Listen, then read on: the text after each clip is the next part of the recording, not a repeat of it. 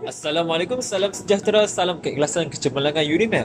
Hari ini kami akan membincangkan tentang sistem pendidikan dan kurikulum di Malaysia. Sistem pembelajaran adalah satu sistem untuk menguruskan dan membentuk aktiviti pendidik dan pengajar. Faktor-faktor yang berpengaruh terhadap sistem pembelajaran. Yang pertama, faktor guru, iaitu pelaksanaan tugas seorang guru harus profesional. Yang kedua, faktor pelajar, sikap dan penampilan pelajar. Yang ketiga, faktor prasarana, menyediakan kemudahan prasarana yang selesa dan lengkap. Yang terakhir, faktor persekitaran, organisasi kelas dan faktor iklim sosial psikologis. Komponen-komponen dalam sistem pembelajaran. Komponen yang pertama ialah tujuan. Ia bermaksud sejumlah hasil pembelajaran yang menunjukkan bahawa pelajar telah melakukan perbuatan belajar. Ia meliputi pengetahuan, keterampilan dan sikap-sikap yang baru diharapkan tercapai oleh pelajar. Yang kedua, isi atau bahan pelajaran. Bahan pembelajaran diorganisasikan secara sistematik agar mudah dipahami oleh pelajar. Sistem disusun berdasarkan tujuan dan karakteristik pelajar. Yang seterusnya, strategi atau prosedur pembelajaran dapat dihasilkan untuk mencapai tujuan-tujuan pembelajaran. Seterusnya, alat dan sumber belajar. Sebagai contoh, imitasi, gambar, bahan, grafik, tabulasi dan sebagaimana yang didapati dalam media. Berupa alat elektronik, alat cetak dan tiruan. Dan juga disesuaikan dengan tujuan belajar, bahan dan prosedur pembelajaran. Yang terakhir, evaluasi. Dilaksanakan secara komprehensif, objektif, kooperatif dan efektif. Dilaksanakan berdasarkan pada tujuan dan bahan pembelajaran. Guru harus melakukan evaluasi terhadap hasil ujian dan menetapkan standard keberhasilan. Sekian, terima kasih. Fasa pertama iaitu sistem pendidikan awal kemerdekaan dikendalikan oleh British. Pada ketika itu, sekolah-sekolah mengikut kaum tersendiri. Setiap sekolah mempunyai buku teks yang mempunyai bahasa yang berbeza. Pelajaran di Malaysia ketika itu mempunyai dua peringkat, iaitu peringkat sekolah rendah dan sekolah menengah. Bagi sekolah rendah, ia terbagi kepada 4 jenis sekolah, iaitu sekolah Melayu, sekolah Cina, sekolah Tamil dan sekolah Inggeris. Manakala sekolah menengah terbagi kepada dua, iaitu sekolah Cina dan sekolah Inggeris. Bagi sekolah Melayu, ia disediakan hanya pada peringkat rendah dan dibina di kawasan luar bandar. Hal ini kerana untuk memastikan orang-orang Melayu hanya tinggal di kampung. Bagi sekolah Cina, bahasa pengantar mengikut dialek masing-masing. Selain itu, buku teks dibawa dari negara Cina. Untuk pendidikan Cina mempunyai dua tahap pelajaran, iaitu tahap rendah dan tahap menengah. Untuk sekolah Tamil pula, ia menggunakan bahasa Tamil sebagai bahasa pengantar. Ia juga terbuka untuk semua kaum di tanah Melayu dan hanya mempunyai pada peringkat rendah. Yang terakhir, sekolah Inggeris menggunakan bahasa Inggeris sebagai bahasa pengantar. Ia juga terbuka kepada semua kaum. Tahap pelajaran untuk sekolah Inggeris juga terbagi kepada dua peringkat, iaitu sekolah rendah dan menengah. Dan ia diusahakan oleh Mubalir Kristian. Okey, seterusnya, fasa yang kedua. Fasa kedua adalah fasa pasca kemerdekaan. Di fasa ini, Malaysia hanya menumpukan untuk mewujudkan sistem pembelajaran yang baru. Oleh itu, Ordinal Pembelajaran 1957 digubal berdasarkan perakuan Laporan Razak 1956 yang mengutamakan perpaduan dan menjadi teras dasar pendidikan kebangsaan. Okey, laporan jawatankuasa ini menjadi asas kepada pengubalan Akta Pelajaran 1961 yang menggariskan bahasa Melayu sebagai bahasa pengantar utama pada semua peringkat pendidikan serta menggunakan kurikulum dan peperiksaan yang sama untuk semua pelajar. Seterusnya, dasar pendemokrasian pendidikan bermula pada tahun 1962 dengan memberi penekanan kepada pendidikan percuma untuk semua pelajar.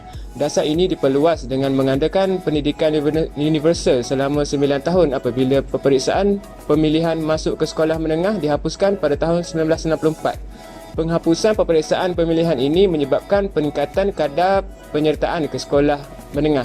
Kadar ini terus meningkat apabila terdapat perubahan dasar yang melanjutkan pendidikan universal kepada 11 tahun secara berperingkat mulai tahun 1992. Dasar ekonomi baru, iaitu DEB, adalah satu falsafah pembangunan yang menekankan keseimbangan antara pembangunan sosial dan perkembangan ekonomi. Universiti Terbuka Malaysia pendidikan diberikan keutamaan untuk menangani masalah ketidakseimbangan dalam masyarakat.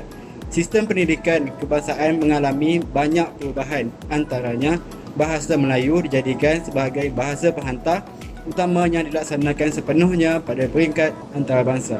Pada tahun 1979, Jawatankuasa Kabinet mengkaji pelaksanaan dasar pelajaran 1979 telah menggariskan cadangan, pendekatan dan strategi baru untuk memantapkan sistem pendidikan.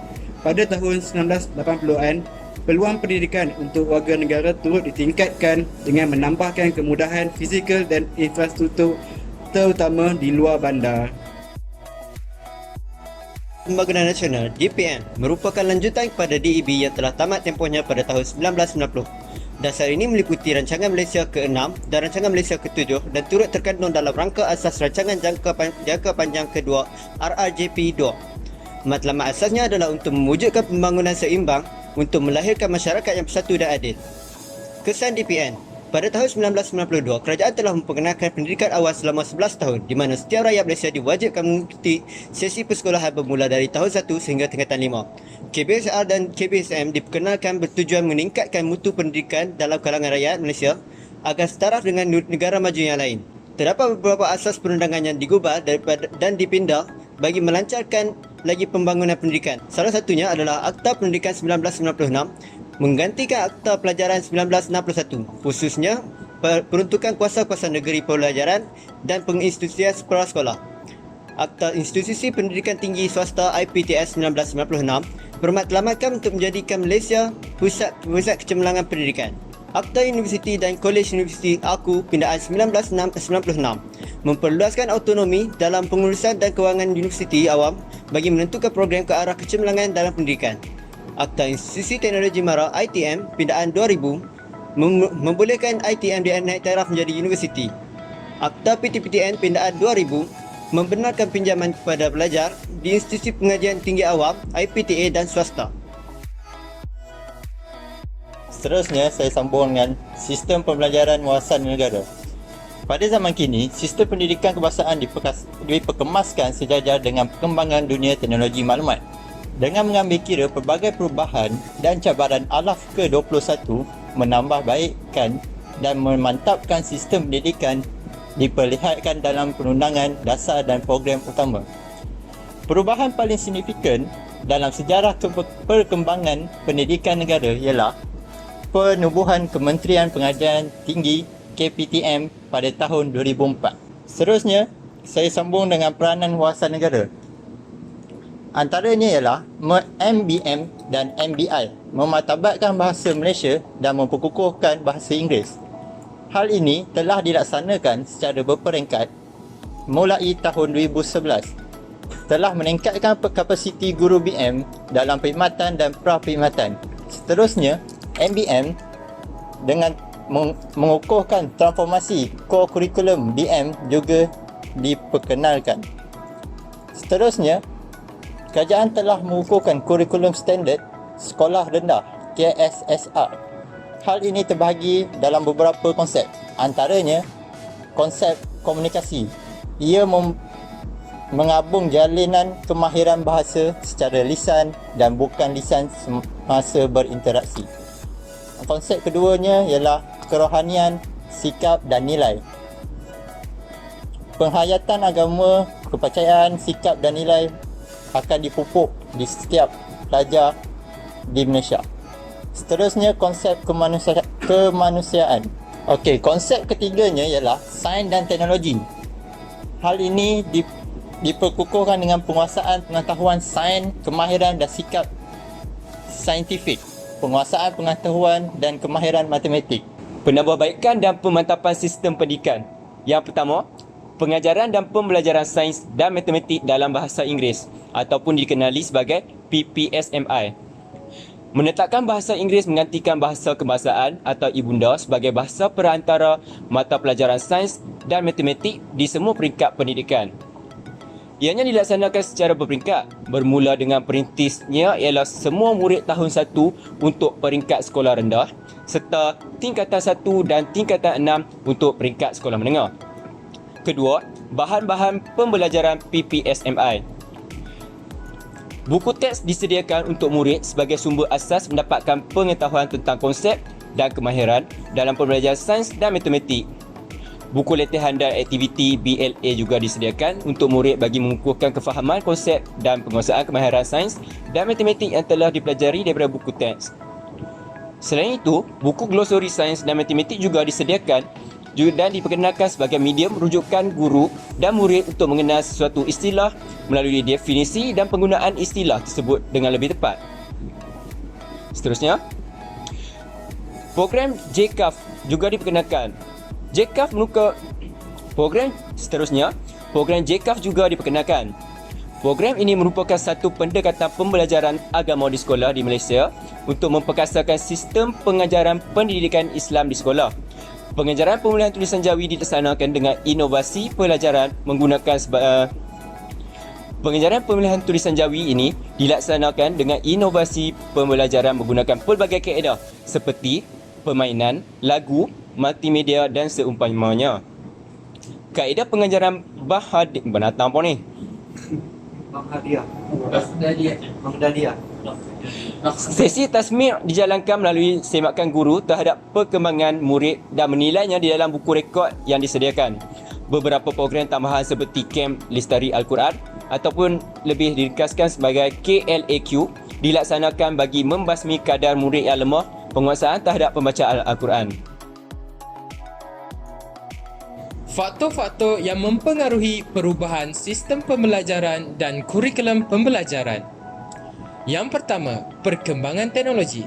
Terdapat banyak teknologi moden yang membantu proses pelajaran dan pembelajaran di kelas. Sebagai contoh, penggunaan komputer, e-book, laman web dan untuk menyampaikan suatu topik. Yang kedua, pengubahan kurikulum KBSR kepada KSSR adalah untuk memenuhi keperluan semasa. Membantu para pelajar warga negara yang bukan sahaja berilmu, malah berkemahiran tinggi bagi menyaingi penduduk global yang lain. Kita tidak mahu rakyat kita ketinggalan dan tidak mempunyai pengetahuan yang terkini. Yang ketiga, dasar kerajaan. Perubahan kurikulum haruslah berubah seiring dengan dasar kerajaan yang ditampilkan oleh kerajaan.